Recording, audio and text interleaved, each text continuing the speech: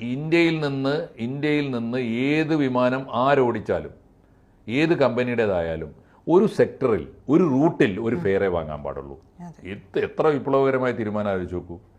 തിരുവനന്തപുരത്ത് നിന്ന് അല്ലെങ്കിൽ കൊച്ചിയിൽ നിന്ന് ദുബായിലേക്കുള്ള റൂട്ട് എല്ലാ കാലത്തും അത് പുതുക്കുന്നത് വരെ കാലാനുസൃതമായിട്ട് 1-2 കൊല്ലം കൂടുമ്പോൾ എയർലൈനിന്റെ ചെലവുകൾക്ക് അനുസരിച്ച് കൂട്ടാം. ബസ് ചാർജ് ന്യായമാണ്. ബസ് ചാർജ് കൂട്ടാം, ട്രെയിൻ ചാർജ് കൂട്ടാം. അത് ഗവൺമെന്റ് തീരുമാനിക്കാൻ കൂടും. പക്ഷേ ഇപ്പോൾ ഒരു തീരുമാനം ഇന്ത്യ ഗവൺമെന്റ് എടുത്തിരിക്കുന്നു. നിങ്ങളൊരു ചാർജ് ഫിക്സ് ചെയ്തോ, അത് ഫിക്സഡ് ആയിരിക്കണം. അത് നിങ്ങൾക്ക് തോന്നിയ പോലെ കൂട്ടാൻ പറ്റില്ല. ഇപ്പോൾ ഒരു മാസം മുമ്പ് ബുക്ക് ചെയ്യുമ്പോൾ ഒരു റേറ്റ്, പിന്നെ ഒരാഴ്ച മുമ്പ് നോക്കുമ്പോൾ അതിൻ്റെ ഇരട്ടി, ഒരു ദിവസം മുമ്പ് നോക്കുമ്പോൾ അതിൻ്റെ 3 ഇരട്ടി. ആ ഏർപ്പാട് പറ്റില്ല. നിങ്ങൾ ഈ ഡൈനാമിക് പ്രൈസിംഗ് എന്ന കാട്ടുകൊള്ള അവസാനിപ്പിക്കണമെന്ന് പ്രഖ്യാപിച്ചു. എന്നിട്ട് അവർ തീരുമാനിച്ചിരിക്കുന്നത് തൽക്കാലം പരീക്ഷണാടിസ്ഥാനത്തിൽ ഈ പരീക്ഷണം 1 റൂട്ട് 1 ഫെയർ, പണ്ട് ഉള്ള മുദ്രാവാക്യം പോലെ 1 നേഷൻ 1 ഇലക്ഷൻ എന്നൊക്കെ പറഞ്ഞിരുന്ന പോലെ 1 ഇന്ത്യ 1 ഇലക്ഷൻ എന്നൊക്കെയുള്ള മുദ്രാവാക്യം പോലെ, അത് സത്യത്തിൽ മൗലികമായ പരിഷ്കാരങ്ങളാണ്. പക്ഷെ അത് സാധാരണ ജനങ്ങളെ അത്രയ്ക്ക് പള്ളക്കടിക്കുന്നതല്ല. ഇത് ഇവന്റെ വയറ്റത്തടിക്കുന്ന കാര്യമാണ്.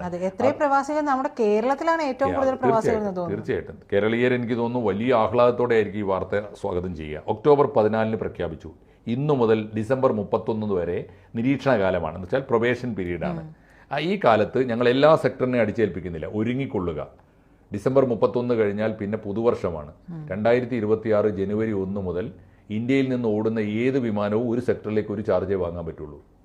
പക്ഷേ ഇപ്പം ഞങ്ങൾ താൽക്കാലിക അടിസ്ഥാനത്തിൽ ചില റൂട്ടുകളിൽ ആണ് ഇത് കൊടുക്കുന്നത്. ഇത് പരീക്ഷണാടിസ്ഥാനത്തിലാണ്. താൽക്കാലിക അടിസ്ഥാനത്തിൽ ചില റൂട്ടുകളിൽ മാത്രം, തിരഞ്ഞെടുത്ത റൂട്ടുകളിൽ മാത്രമാണ്.